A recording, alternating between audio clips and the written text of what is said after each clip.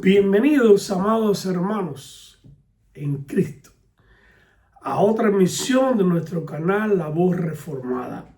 Continuamos con nuestro estudio de los Salmos y hoy vamos a estudiar la profundidad teológica del Salmo número 17. Te pido por favor que si tienes alguna duda o alguna pregunta, no esperes, escríbeme. Yo contesto todas las preguntas que ustedes me hacen. Quédate, acompáñame, suscríbete si no lo has hecho y juntos vamos a disfrutar de las maravillas de la palabra de Dios. El Salmo 17 no es una meditación tranquila en un jardín, es el grito de un hombre que se siente injustamente procesado. David levanta su caso ante el Tribunal Supremo del Cielo, porque los tribunales de la tierra le han fallado. Aquí es donde aplicamos la teología reformada. Debemos aclarar que David no reclama ser sin pecado en un sentido absoluto, sino que reclama la integridad de su relación de pacto, es decir, la justicia lograda por el mediador, imputada en el que cree solamente. Por ejemplo, Abraham. Dice la palabra que Abraham le creyó a Dios y eso le fue contado por justicia. David está absolutamente seguro en su integridad de fe con Dios. David pide que su derecho proceda de su presencia de Dios, de la presencia de Dios. Él no confía en su propia justicia moral, sino que en su corazón ha sido probado y que él se mantiene fiel al Señor. Mientras David busca la justicia de Dios, sus enemigos buscan saciar su vientre. En el versículo 14. Mientras los perseguidores de David buscan seguridad en las cosas terrenales, en la abundancia de bienes y en la fuerza de sus propias manos, David busca seguridad en la integridad de su causa ante Dios. Los impíos están saciados con el mundo, pero el justo sabe que su seguridad descansa en algo que la tumba no puede tocar. David concluye diciendo que su satisfacción no depende de que sus enemigos sean destruidos hoy, sino de algo mucho más glorioso: ver el rostro de Dios. Esta es la Visio Dei. La seguridad del creyente es tan robusta que aunque perdiera todo en esta vida, sabe que al despertar en la presencia de Dios estará plenamente satisfecho. Hermanos, pasamos ahora a escudriñar las Escrituras para sacar el oro profundo y aprender cómo presentar nuestra causa ante el único juez cuya sentencia es vida eterna, incluso cuando el mundo entero nos condena. Yo le he titulado La visión de Dios, la esperanza del justo frente a la prosperidad de los impíos. La esperanza del justo frente a la prosperidad de los impíos. Vamos a leer este precioso salmo. Dice este precioso salmo, Salmo 17, Salmo de David. Oye, oh Jehová, una causa justa. Está atento a mi clamor. Escucha mi oración hecha de labios sin engaño. De tu presencia proceda mi vindicación. Vean tus ojos la rectitud. Tú has probado mi corazón. Me has visitado de noche. Me has puesto a prueba y nada inicuo hallaste. He resuelto que mi boca no haga transgresión. En cuanto a las obras humanas, por la palabra de tus labios, yo me he guardado de la senda de los violentos. Disculpe. Sustenta mis pasos en tus caminos, para que mis pies no resbalen. Yo te he invocado, por cuanto tú me oirás, oh Dios. Inclina a mí tu oído, escucha mi palabra. Muestra tus maravillosas misericordias, tú que salvas a los que se refugian en tu diestra, de los que se levantan contra ellos. Guárdame como a la niña de tus ojos. Escóndeme bajo la sombra de tus alas. De la vista de los malos que me oprimen, de mis enemigos que buscan mi vida, envueltos están con su grosura. Con su boca hablan arrogantemente. Han cerrado ahora nuestros pasos. Tienen puestos sus ojos para echarnos por tierra. Son como león que desea hacer presa, y como leoncillo que está en su escondite. Levántate, oh Jehová, sal a su encuentro, póstrales. Libra mi alma de los malos con tu espada, de los hombres con tu mano, oh Jehová, de los hombres mundanos, cuya porción la tienen en esta vida y cuyo vientre está lleno de tu tesoro.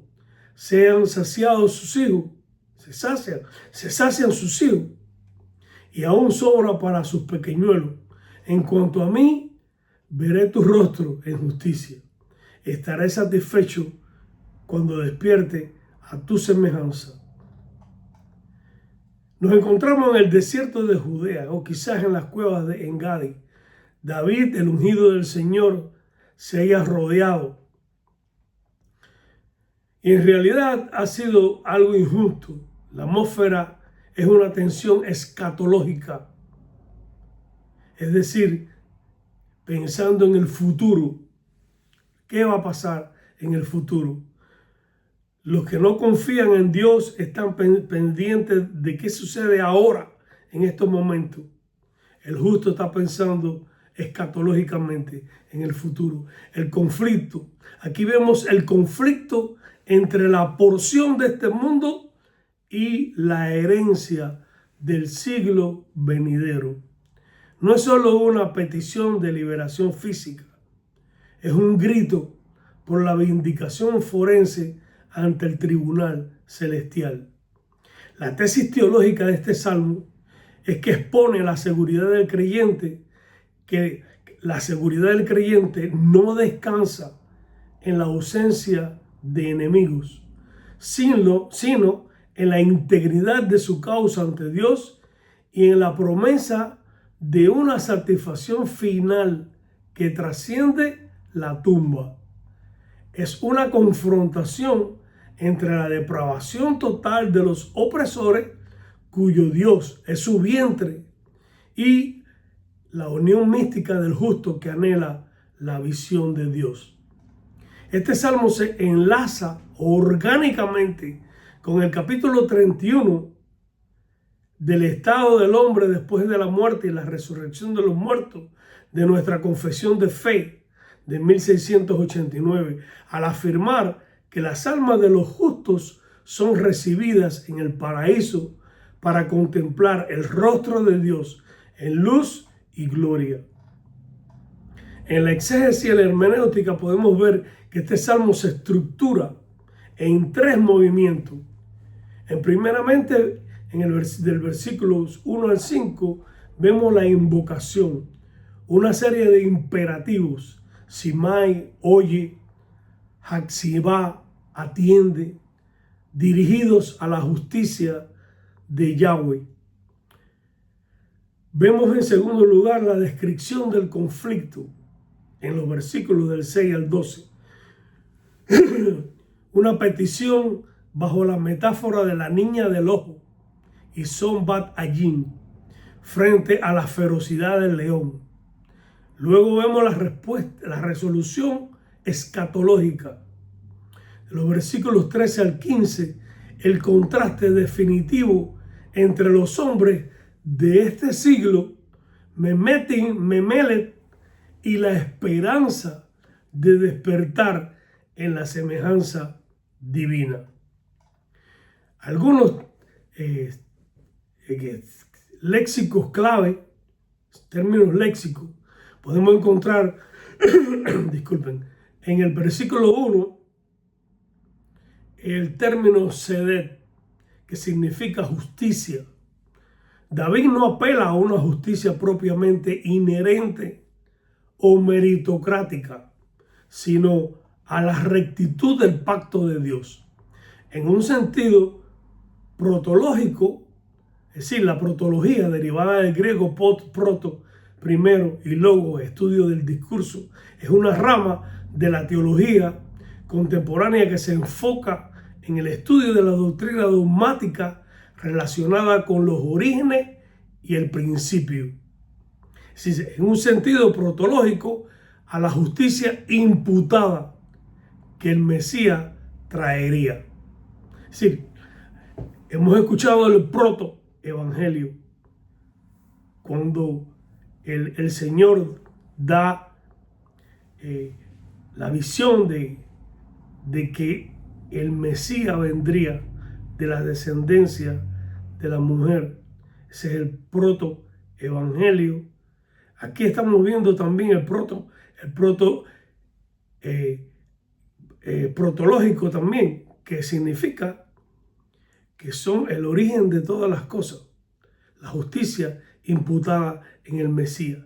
David sabía que él no era justo completamente, pero él confiaba en que el Mesías, ese que iba a ser el mediador, era el que iba a vivir una vida perfecta y justa, y Dios lo consideraba justo porque el Mesías iba a cumplir. Vemos la palabra también Isonbat Ayim. Literalmente significa el hombrecito o a la hija del ojo. Es una expresión de ternura extrema. Indica la providencia especial de Dios sobre sus escogidos. Tocar al creyente es tocar la pupila misma del Omnipotente. Vemos también la palabra sabá, saciar o satisfacer. Mientras los impíos se sacian de bienes temporales, en el versículo 14, el salmista reserva su hambre para la temuná, es decir, una forma, una apariencia de Dios. En la historia de la redención, David actúa aquí como un tipo de Cristo. Solo el Señor Jesús pudo elevar esta oración con absoluta impecabilidad, diciendo: tú has probado mi corazón y nada malo hallaste, en el versículo 3. Cristo es el justo que, tras sufrir la persecución de los hombres de este mundo, despertó en la resurrección para ver el rostro del Padre, abriendo el camino para que nosotros, por medio de la justificación forense, participamos de esa visión. En el bosquejo homilético, yo le he dividido en el primer punto, lo he titulado el examen de la integridad ante el juez soberano. En el segundo, el refugio de la gracia ante la ferocidad del mundo. Y en tercer, el contraste eterno entre la porción terrenal y la celestial. Dice el primer punto, el examen de la integridad ante el juez soberano. Dice la palabra: oye, oh Jehová, una causa justa. Está atento a mi clamor, escucha mi oración, hecha de labios sin engaño. De tu presencia proceda mi vindicación. Vean tus ojos la rectitud. Tú has probado mi corazón, me has visitado de noche, me has puesto a prueba y nada inicuo hallaste. He resuelto que mi boca no haga transgresión. En cuanto a las obras humanas, por la palabra de tus labios, yo me he guardado de la senda de los violentos. Sustenta mis pasos en tus caminos para que mis pies no resbalen. La urgencia de la oración sincera. David no comienza con una petición de ayuda, sino con un reclamo de justicia. Al clamar, oye, oh Jehová, una causa justa, utiliza el término sedet, apelando no a una justicia moral intrínseca, es decir, una justicia que él tiene, lo cual sería un pelagianismo, sino a su posición legal dentro del pacto. La oración hecha de labios sin engaño, leptemirmab, destaca que la verdadera piedad, según el capítulo 22 de nuestra confesión del culto religioso, requiere una sinceridad que solo el Espíritu Santo puede engendrar.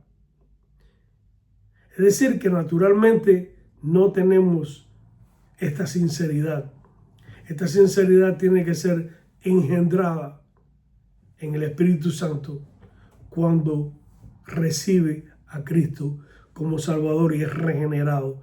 El creyente no se acerca a Dios con la hipocresía del fariseo, sino con la transparencia de quien sabe que su justificación forense, es decir, desde el punto de vista jurídico, depende de la fidelidad del juez. Vemos aquí también la purificación a través de la prueba divina. El salmista declara: tú has probado mi corazón, me has ensayado y nada malo hallaste. Aquí el término probar, Baam, evoca el proceso de refinamiento de los metales. Esta es una doctrina de la santificación progresiva en acción. David reconoce que Dios utiliza las aflicciones y el escrutinio interno como un crisol para purificar la voluntad. La integridad que David presenta no es perfección absoluta, sino una integridad de dirección, donde su propósito es que su boca no trascienda su pensamiento. Es el reconocimiento de que la soberanía de Dios se extiende hasta los pensamientos más recónditos. Los pensamientos más recónditos. Esto se encuentra en el capítulo 2 de la Confesión de Fe.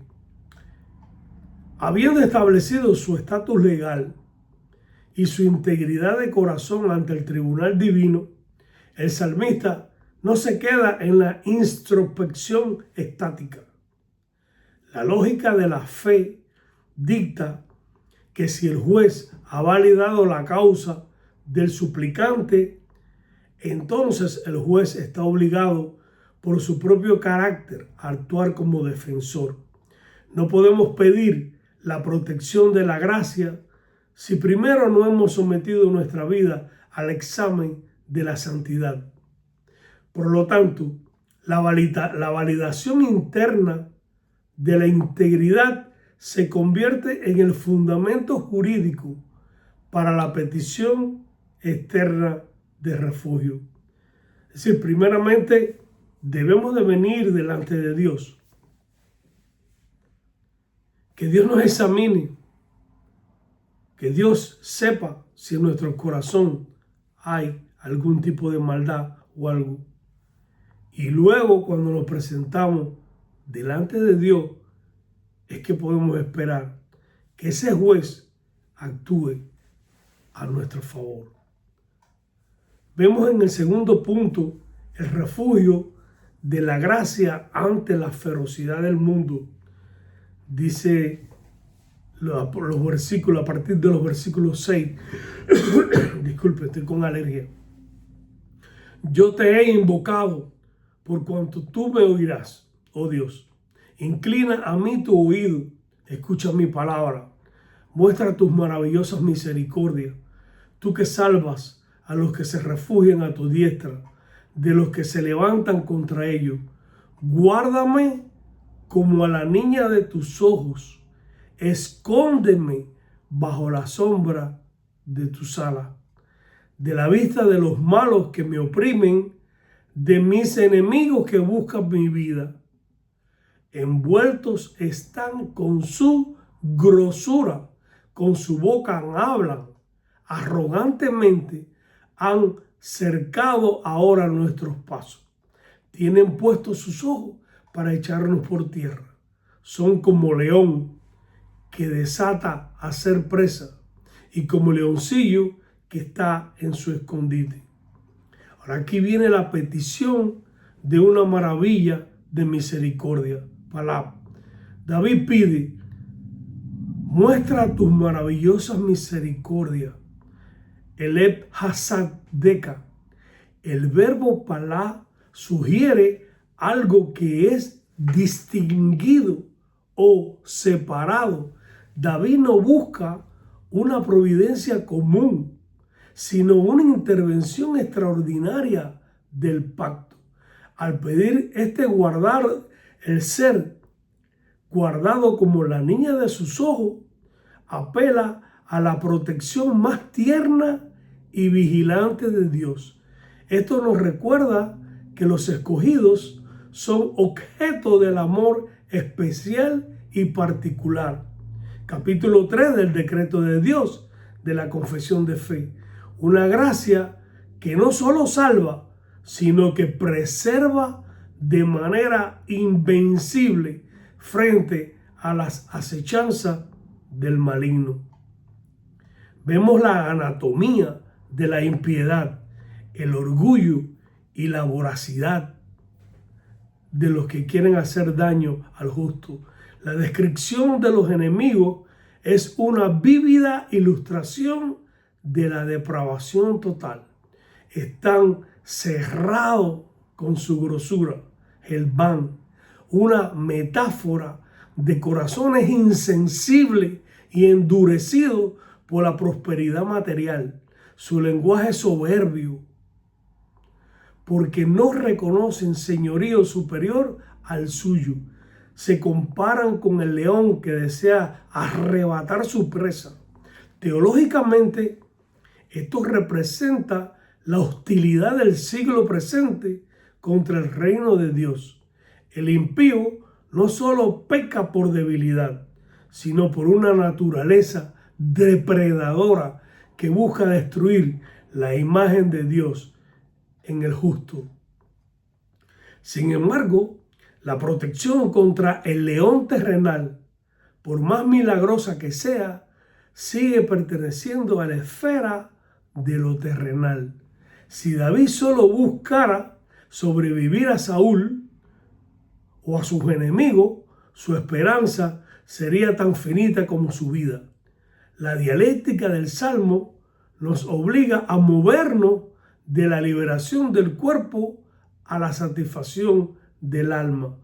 La ferocidad del enemigo sirve para desapegar el corazón del creyente de este mundo, impulsándolo a buscar una porción que la espada no puede alcanzar ni el tiempo marchitar. Vemos aquí ahora en el tercer punto el contraste eterno entre la porción terrenal y la celestial. Levántate, oh Jehová, sal a su encuentro, póstrale. Libra mi alma de los malos con tu espada, de los hombres con tu mano, oh Jehová, de los hombres mundanos, cuya porción la tienen en esta vida y cuyo vientre está lleno de tu tesoro. Sacian a sus hijos y aún sobra para sus pequeñuelos. En cuanto a mí, dice David, veré tu rostro en justicia. Estaré satisfecho cuanto despierte a tu semejanza. El juicio, aquí vemos el juicio sobre los hombres de este siglo. El salmista pide ser liberado de los hombres cuya parte está en esta vida. Esta es una de las declaraciones más solemnes de la Escritura sobre el juicio divino. Dios, en su providencia, llena el vientre de los impíos con sus tesoros, permitiendo que incluso sus hijos se sacien. Pero esto en realidad es una forma de juicio. Es su única y última recompensa. Su porción, Helek, se agota en el tiempo. Como puritanos, nosotros entendemos que la mayor tragedia no es sufrir necesidad. Esa no es la peor tragedia. La peor tragedia es tener el estómago lleno de bendiciones terrenales mientras el alma está vacía de Dios. Vemos también aquí la satisfacción suprema, despertar en gloria. El clima del Salmo es la esperanza de la visión de Dios. En cuanto a mí, veré tu rostro en justicia. Estaré satisfecho cuando despierte a tu semejanza. El término sabá, satisfacer, indica una plenitud total que el mundo no conoce. Despertar implica resurrección, confirmando lo que nuestra confesión afirma en el capítulo 31, que los cuerpos de los justos serán levantados en honor. La santificación que comenzó con el examen del corazón en el verso 3, culmina aquí en la glorificación, donde la unión mística con Cristo llega a su consumación al contemplar su gloria cara a cara. Aquí vemos que ellos sabían, en el Antiguo Testamento ya sabían por el Antiguo Testamento de que iba a haber una resurrección y íbamos a ver glorificadamente a Dios. Dice, iba a ver a Dios cara a cara. El despertar significa la resurrección. Pasamos ahora a la aplicación práctica. Este salmo nos confronta. Yo te pregunto, ¿dónde está tu porción? Si tu mayor gozo proviene de lo que este mundo ofrece, viene reputación, comodidad. Estás recibiendo tu recompensa ahora. La prosperidad del impío no es una señal de bendición, sino a menudo el preludio de un juicio eterno. Capítulo 5 de la Confesión de Fe, de la Divina Providencia. Este salmo nos consuela también para el creyente que sufre injusticia. El Salmo 17 es un bálsamo. Eres guardado con la misma delicadeza con que un hombre guarda su propia vista. Tu dolor no es ignorado.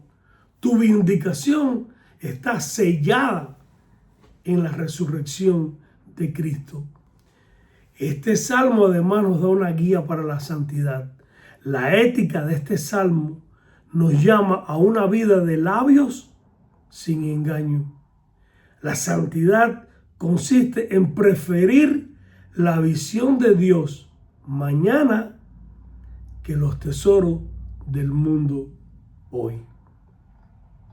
En la sección apologética, este salmo hace frente al escepticismo que niega la vida futura o que reduce la religión a una utilidad moral presente. El Salmo 17 presupone que el ser humano tiene una capacidad ontológica, es decir, en el ser, en su ser, para lo eterno. No fuimos creados para este mundo, fuimos creados para ser eternos, para estar eternamente con nuestro Dios. Este salmo nos ayuda en una defensa contra el materialismo secular. Afirmamos que la satisfacción humana es imposible dentro de los límites de la materia. Si el hombre desea una plenitud que nada de este mundo puede dar, La explicación más lógica es que fue creado para otro mundo. La esperanza de David no es una huida psicológica, sino una respuesta racional a la naturaleza del Dios que se ha revelado. Naturalmente, disculpen, tenemos en nuestro ser un hoyo tan grande que no hay nada material que pueda llenarlo. No hay nada que pueda llenar ese vacío. Solamente Dios es el único que puede llenar nuestro vacío, nuestro deseo. Estamos insatisfechos hasta que encontremos a Dios, y Dios es el que llena ese vacío. La verdadera riqueza no se mide por lo que tenemos en las manos, sino por lo que esperamos ver con nuestros ojos al despertar del sueño de la muerte. Que la porción de los hombres de este mundo no nos seduzca, pues nuestra herencia es el Señor mismo. Oremos. Oh Dios soberano y justo juez, te damos gracias porque en Cristo Jesús nos has dado una justicia que no es nuestra, sino es tuya. Te rogamos que escudriñes nuestros corazones y quites de nosotros todo camino de perversidad. Guárdanos como la niña de tus ojos en este mundo que ruge contra tu verdad. Que nuestra alma no se sacie con las migajas de este siglo, sino que descanse en la bendita esperanza de contemplar tu rostro en gloria, en justicia. Te lo pedimos por Cristo, nuestro justo abogado. Amén. Gracias, hermano mío, por haber estado. Disculpe que estoy un poco afectado de la alergia. Suscríbete si no te has suscrito, y si tienes alguna pregunta, por favor, házmela, que yo las contesto todas. Dios te bendiga y seguimos en este estudio de los Salmos. Gracias. Que Dios te bendiga.